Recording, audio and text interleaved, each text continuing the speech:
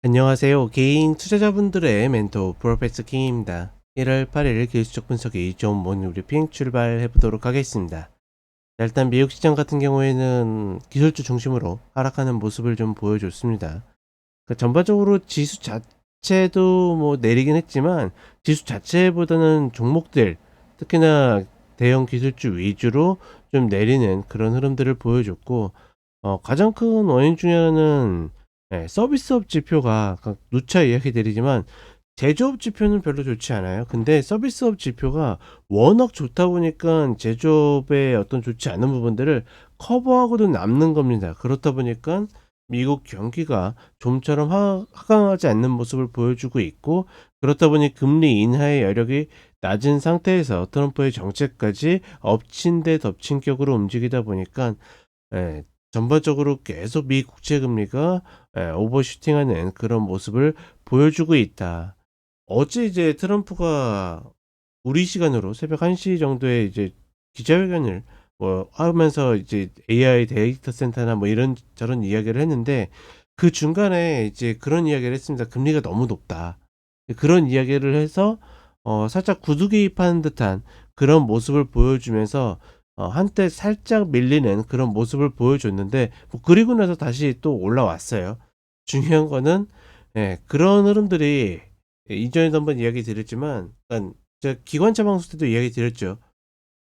그러니까 금리 인하를 하고 싶어하는 어떤 정치적 이상향과 본인의 정책적 흐름에서는 금리 인상을 불러오는 그런 흐름들이 계속 충돌하기 때문에, 과연 이제 취임식 이후에 어떤 식으로 끌고 갈지, 그 부분이 중요하다라고 보고 있고, 다른 거 없이 4.5 아래로 최소한 내려와야지 이 슈팅 구간에서 다시 벗어날 수 있다.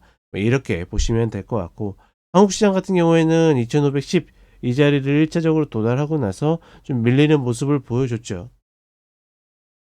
여기에서는 과연 시장이 박스로 흘러갈지 역회된 숄더로 흘러갈지 관건이라고 보고 있는데, 예측의 범위는 좀 아니라고 보고 있습니다. 왜냐하면 외국인들이 현물을 매수를 들어와 주면 상승으로, 추가 상승으로 갈 가능성이 높다라고 보고 있고, 그렇지 않다라고 그러면 여전히 박스 2400 아래에서의 매수, 2510에서 매도, 뭐 이런 식으로의 박스를 계속 만들 가능성이 높다.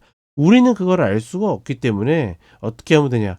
보수적이면 이 구간에서 많이 내주면 되는 거고, 공격적이면 내가 덜 내주고 목표까지 끌고 가는 그런 흐름으로 가져가시면 되겠다. 즉, 내 깜냥만큼 수익 담보하고 가는 구간이다. 이렇게 인지하시면 될 것 같습니다. 자, 간단하게 차트 보도록 하겠습니다.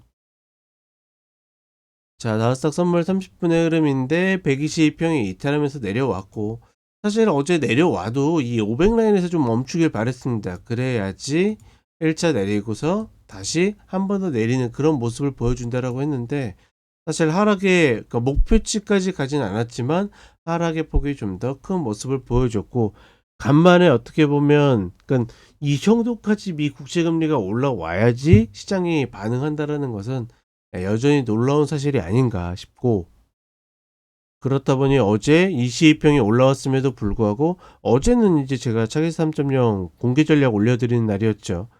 올려드리면서도 이야기 드렸던 게, 갭상승의 상단만 넘지 않으면 매도다 매도.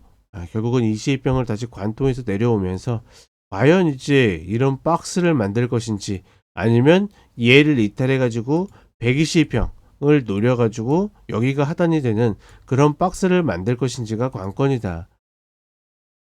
그리고 이 과정에서 가장 눈에 띈 것은 역시나 엔비디아 신고가를 만들고 나서 장대 음봉을 만들었다라는 거. 여전히 변동성이 클 뿐만 아니라 따라갈 이유 전혀 없다라는 거. 계속 엔비디아를 매매하는 것이 굉장히 유리하고 좋은 흐름이라고는 보고 있지만, 따라갈 이유는 전혀 없다라는 거 다시 한번 이야기를 드리고 싶습니다. 그리고 한국 시장으로 오게 되면 어떻게 보면 좀 마찬가지라고 보고 있는데, 여기에서 박스로 계속 끌고 갈 것인지, 아니면 역회된 숄더 패턴으로 가가지고 목표치까지 갈 것인지가 관건인데, 이 흐름이 예측의 범위가 아닌 이유는 외국인들의 현물 매수에 전적으로 달려 있다라고 보시면 될 것 같고, 그 다음에 코스닥 같은 경우에도 이차전지가 주춤하니까 상승 탄력이 확실히 줄어드는 모습을 보여주고 있죠. 2차전지가 움직여줘야지 일단은 744라인 이 라인을 쉽게 탈환할 수 있고 이 자리까지도 열어볼 수 있다. 이렇게 보시면 될 것 같습니다. 자, 이렇게 이야기 드렸고 저는 쇼츠로 찾아뵙도록 하겠습니다.